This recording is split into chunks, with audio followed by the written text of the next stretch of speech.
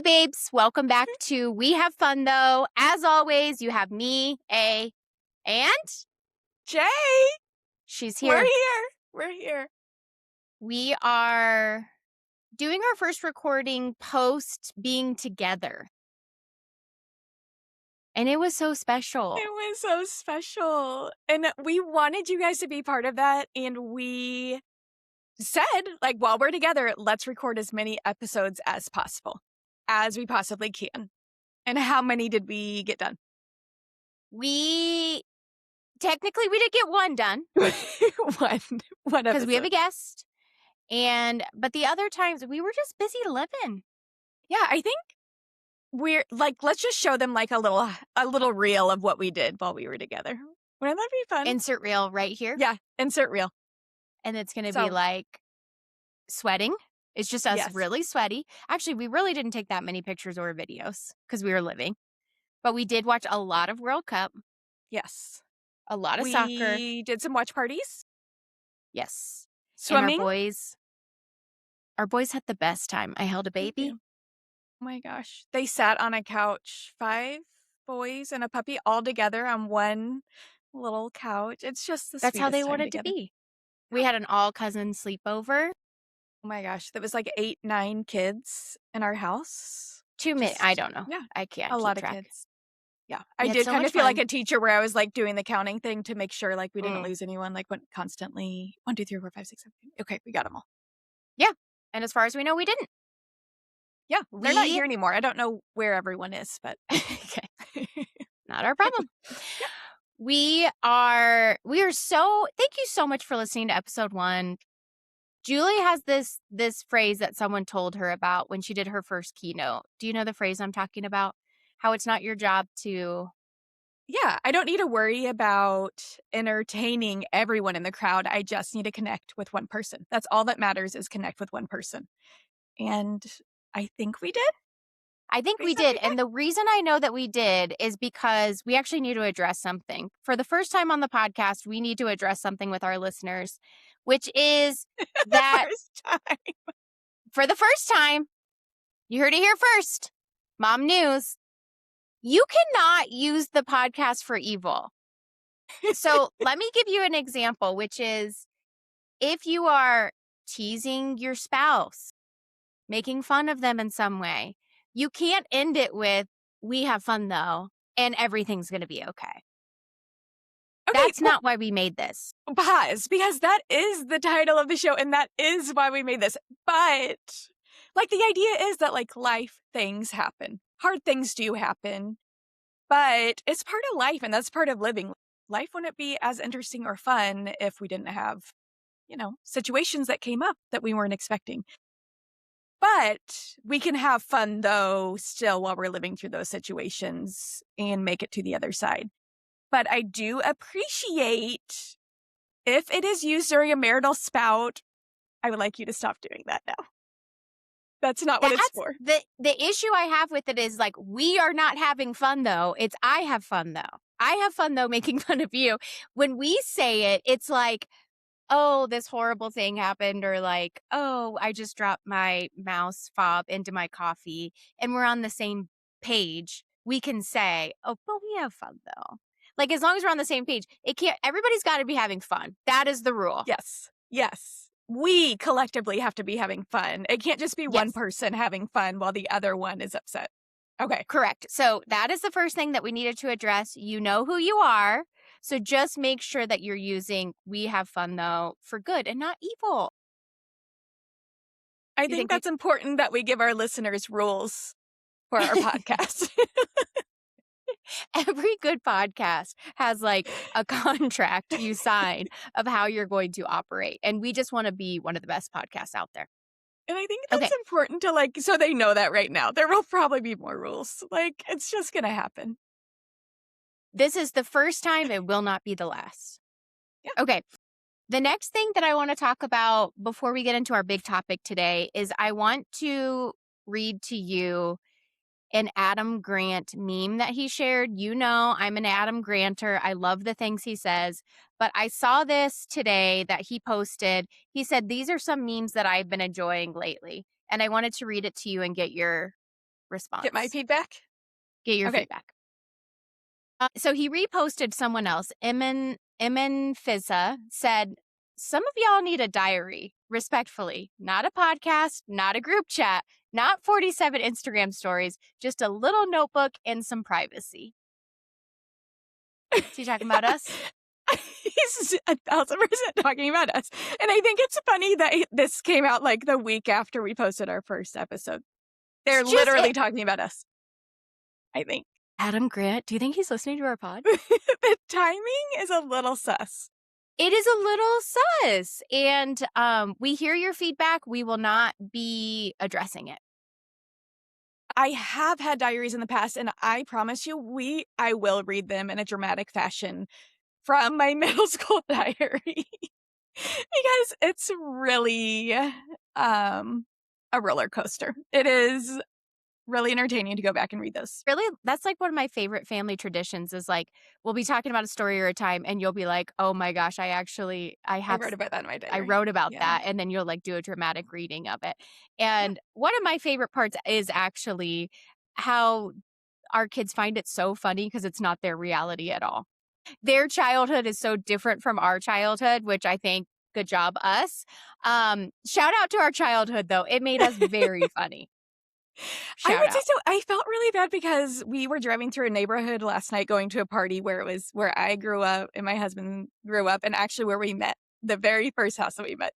And so the boys were asking so many questions about, and my middle school, so we're telling them all the things and they're like, oh my gosh, what sports did you play? Or, like, oh mom, were you a cheerleader? Because all they know is me now.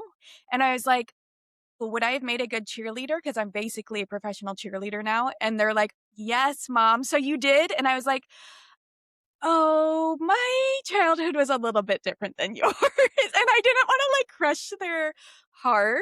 And just because it's a lot of trauma now looking back on it. But it is why I'm raising them the way that I'm raising them now, is because maybe I didn't have all the experiences that they're having now. So yeah, I don't know. I don't know where that just came from, but I just wanted to say, oh, so you lied to them? Good. That's what I would have done. I don't want to lie to them, but yeah, I just like also don't want to turn it into like a sad situation. Little introvert. I know. Okay, today's meat of the episode is one of our favorite topics, which is imposter syndrome.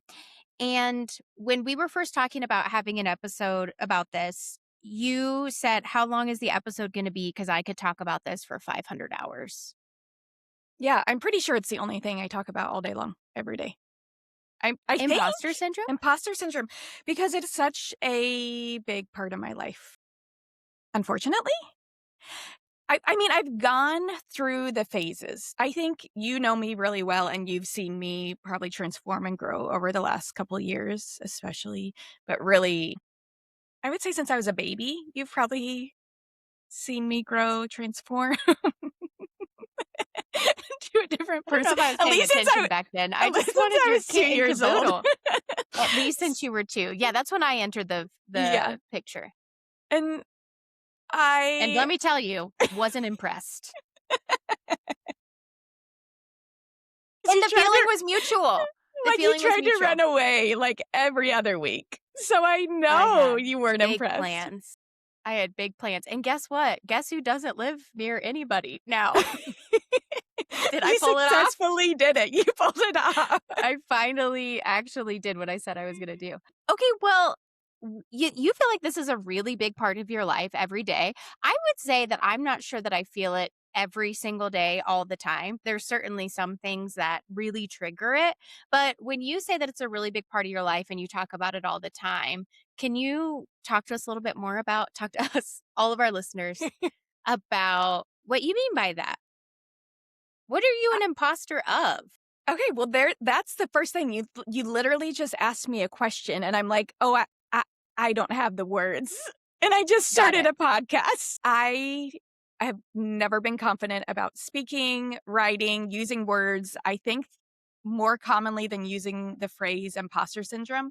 I mean, like, literally recently, I asked someone, like, what is that thing called that when you feel like you're not supposed to be doing something, but you're doing it and people think you can do something? And then they told me imposter syndrome. I'm like, oh yeah, that is exactly what I was trying to describe. I, through and through my life, I have been in a situation where I feel like, how do I word this?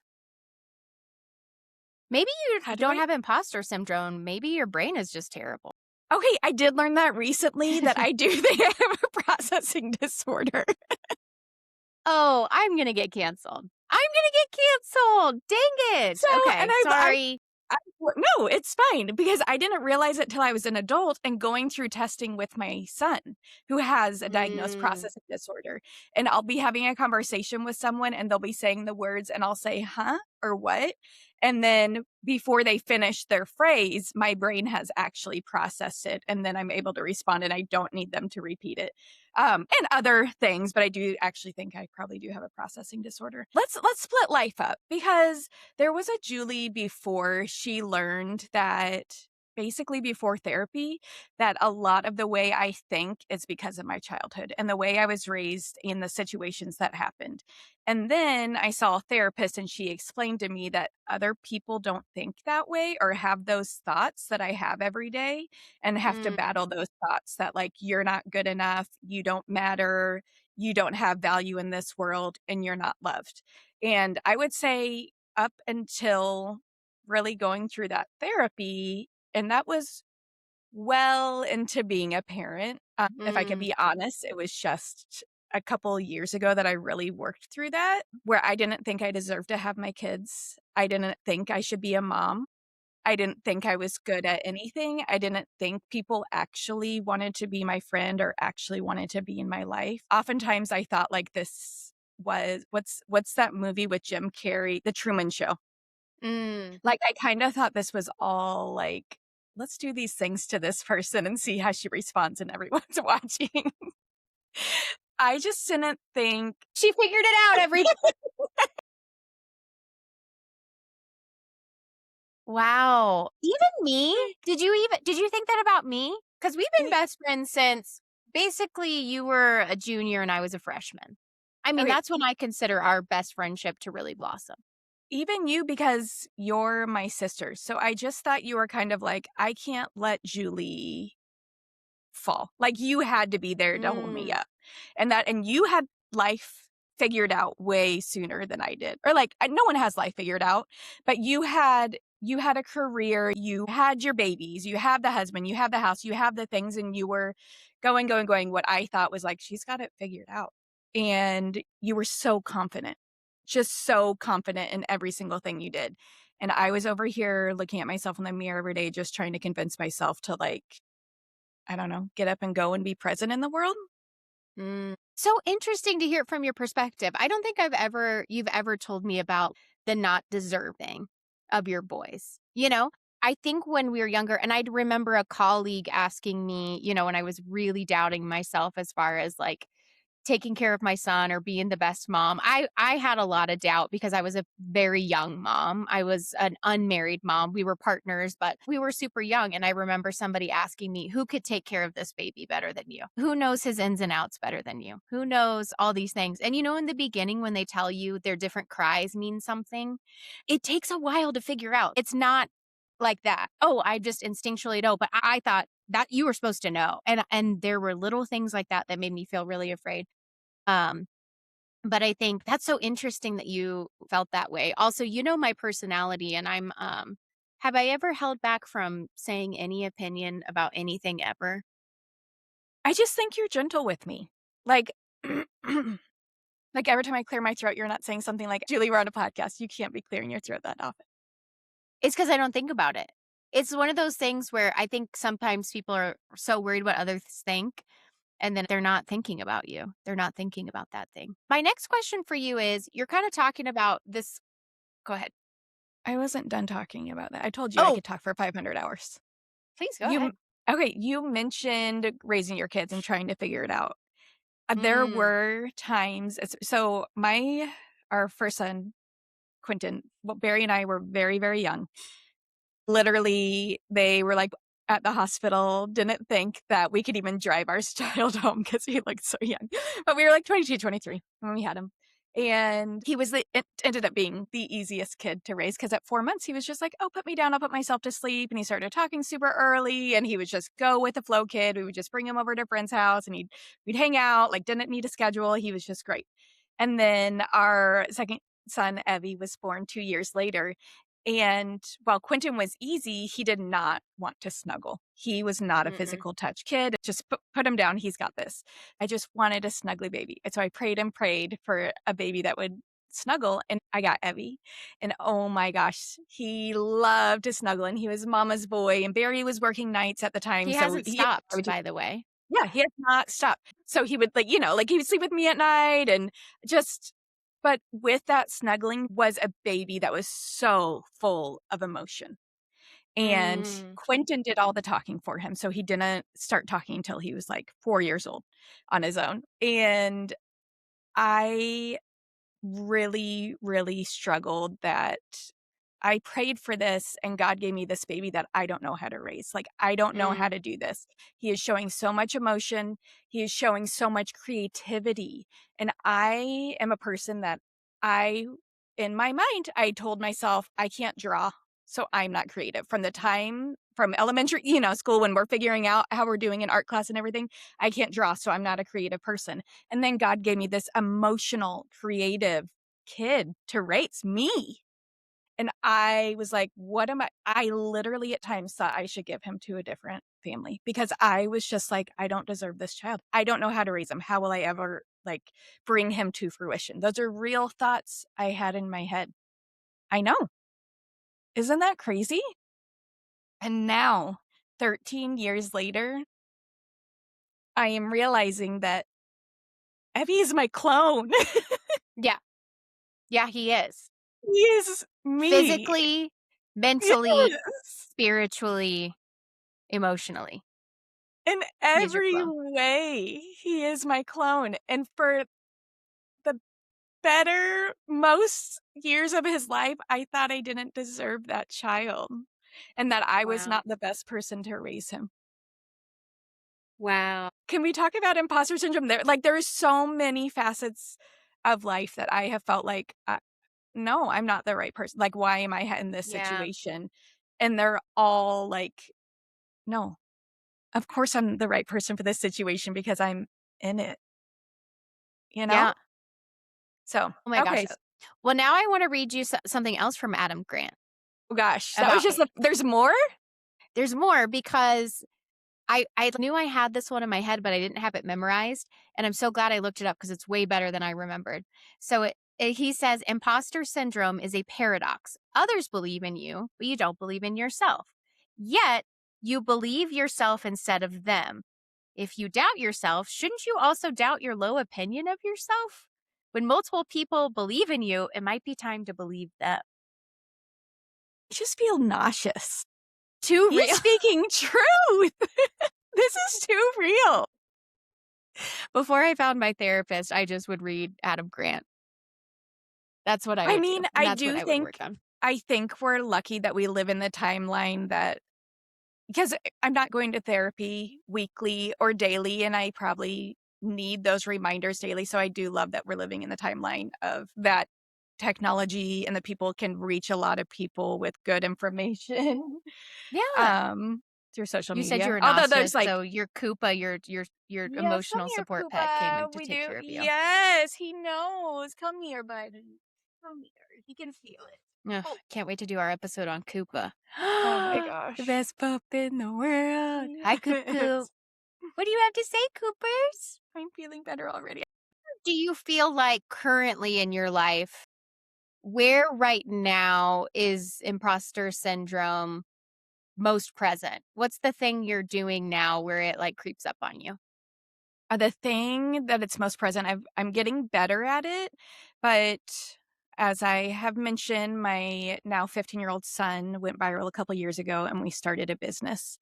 And that business continues to thrive beyond my wildest imagination. I think that's the area that when I like typing my title on an email. For a long time, I couldn't do that because Yeah. I am technically the owner and executive officer of this business, and I didn't think I deserved that title or should use that title. Because while Quentin is the founder and he makes like everything has to be run through him, he's still 15 and he's in school and he can't write. I would never put this stress on him of what has like come of this over the last couple of years on a 15-year-old. I want him to have a childhood. So yes, I'm going to take that on until he wants to take over.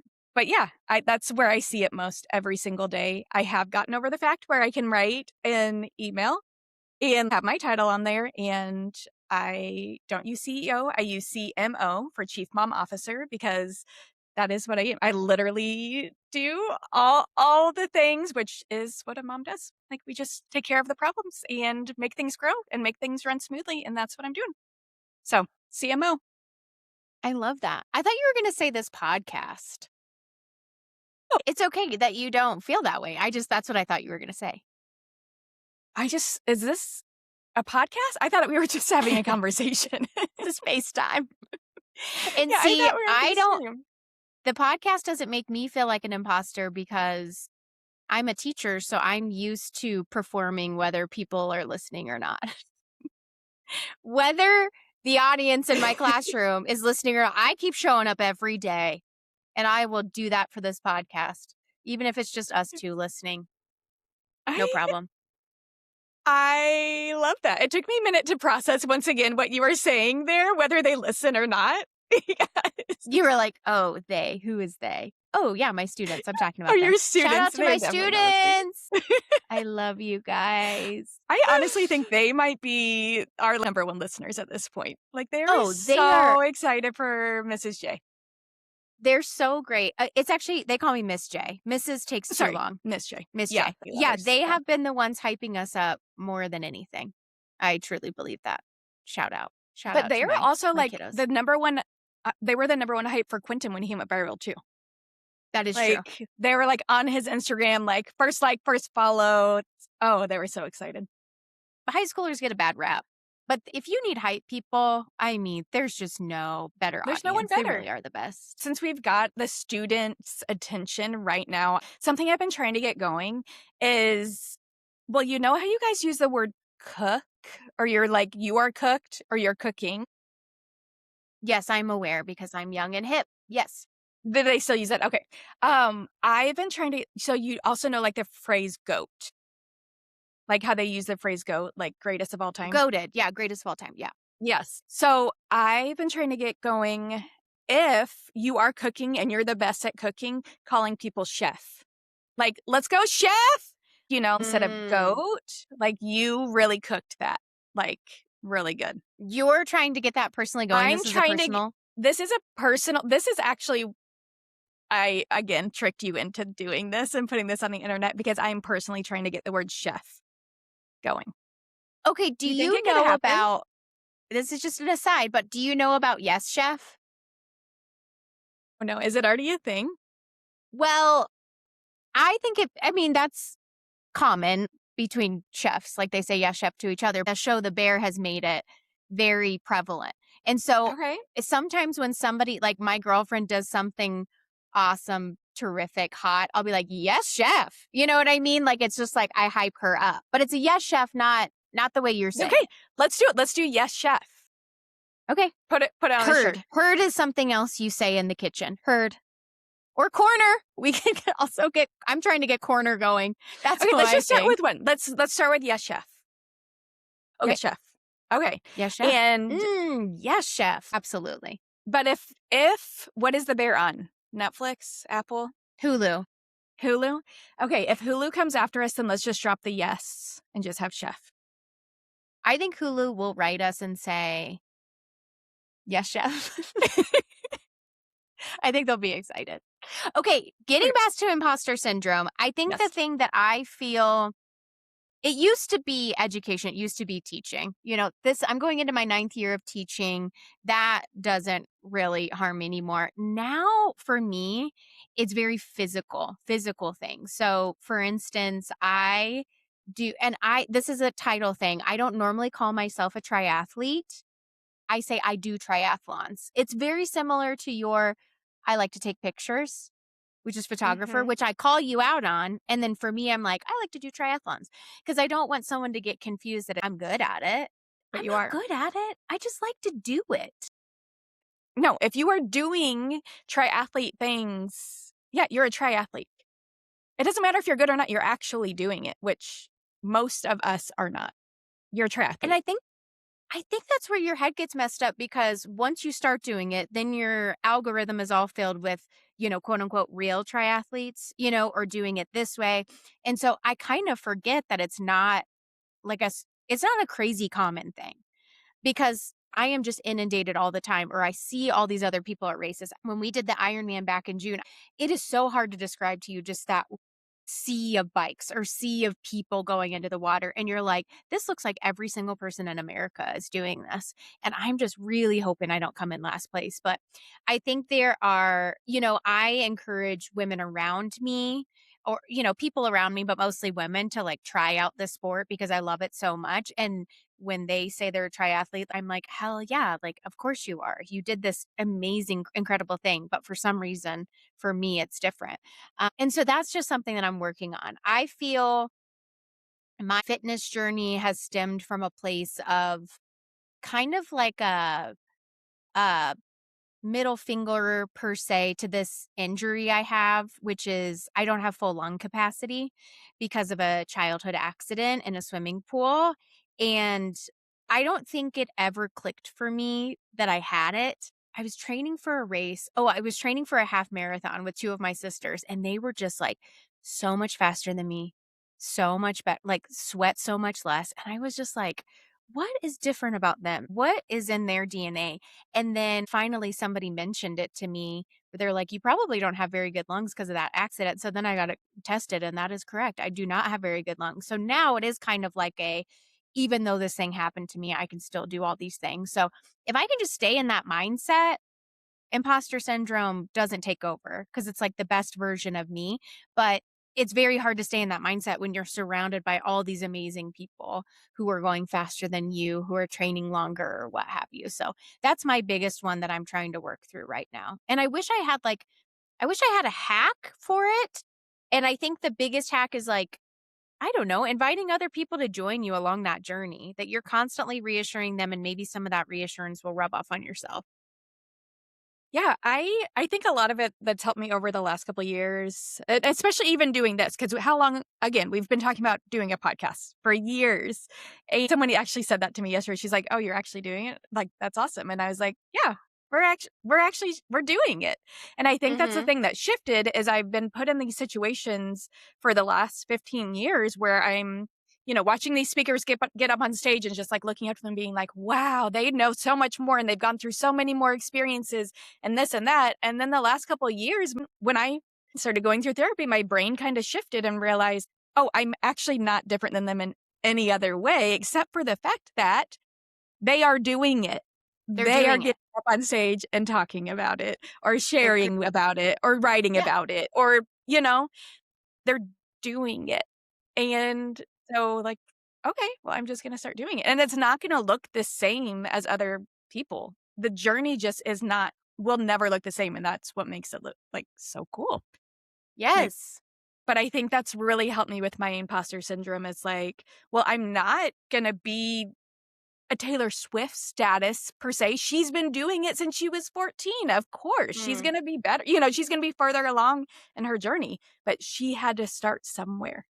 Yeah. And so, it just took people believing in her. I'm pretty sure she probably believed in herself too and still does. And that's why she's able to do it. So, like, okay, believe in Yeah, yourself. I You have like all these other the people believing in you. Start believing in yourself and do okay, it. let's do it. Let's just start today. Yeah. I always go and I have this phrase posted always in any classroom that I teach is be messy and complicated and afraid and show up anyway from Glennon Doyle. And I think that's probably my biggest gift as an educator is that I get to show kids that in real life all the time and also be very real about it.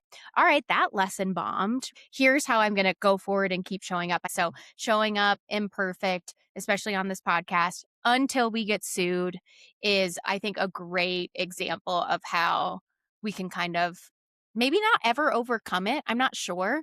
We'll have to talk to some people who feel like they've never had it or they've overcome it and see if it's possible. I mean, maybe that is us. I think there's always going to be like, because hopefully the idea in life is that you continue learning and continue growing. So if I overcome imposter syndrome for one situation, that doesn't mean I'm not going to be put in another situation where I'm going to have to overcome it. And Yeah. the hope is that I will be put in those situations, or else I'm not growing and learning and becoming a better person. I want to keep experiencing those situations, you know? When maybe this is just the avenue for us to do that Yeah. is by feeling this crippling anxiety, imposter syndrome, and then we move forward. Yeah. We had to Ooh. figure out, how to Yeah, cope with imposter syndrome, right?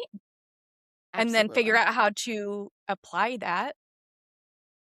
Yeah. Oh, I feel like what we're probably describing is a real kind of psychological behavior therapy.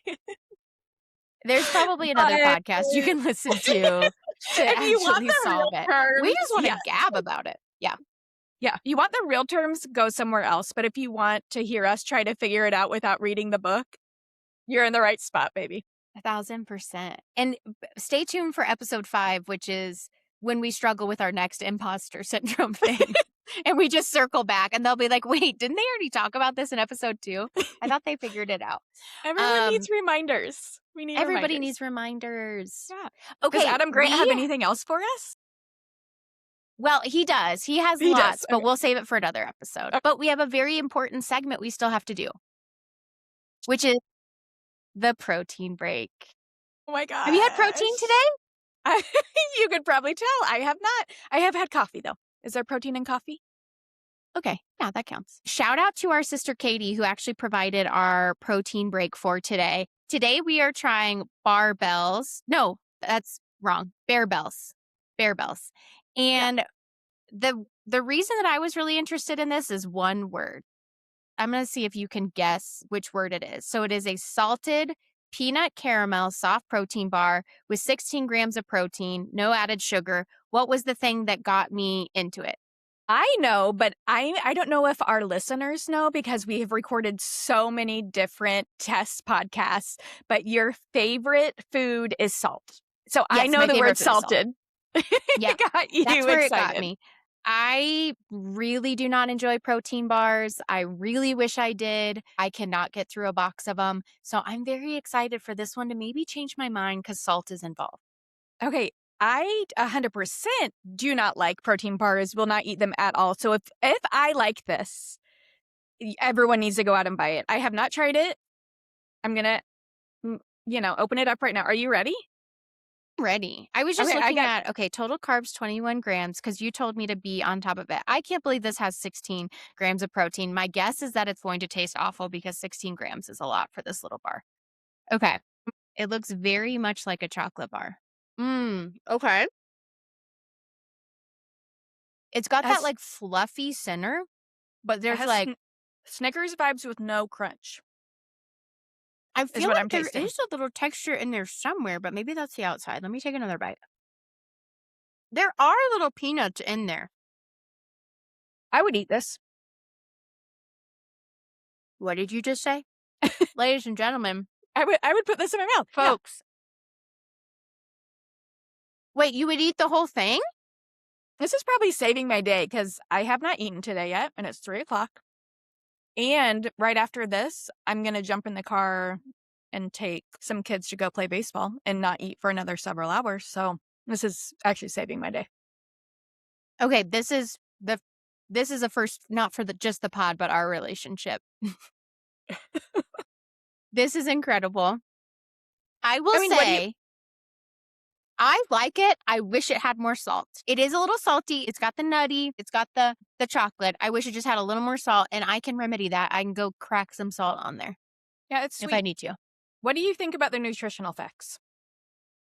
I'm loving it. I think the 16 grams of protein is fantastic. No additional sugars. There's just 2 grams. It does have quite a bit of sodium, 220 milligrams, but I'm not mad about it. Ooh, I just had to like a peanut or something. There is a little more crunch in there. Okay, Mhm. so this is a win. Where can you buy these? We are not Well, wouldn't sponsored, that be by the nice if way. I know? Katie, Oh, we are. Katie, where did you please, buy these? please Please let us comment know. where you buy them. Yeah, And I like would and like to try more. subscribe. Yeah, Okay. great. That's a Okay, win. so I'm gonna try some other flavors. Okay, this is huge. This is such a successful podcast. I feel confident that you are going to not only survive, you're going to thrive. I feel the same.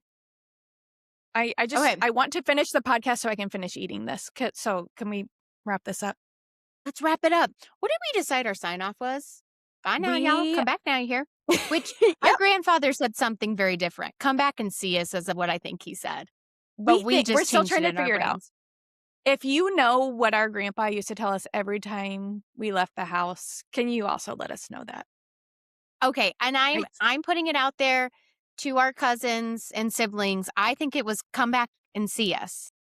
If that is incorrect, please, I would love to know. I think it was But I like would hurry really more back love to now. know if Hurry back now or something or is it come back and see us now? I don't know if is now in there. Did he say now at all? Okay, it's almost 11 o'clock. I gotta go. Bye, babes.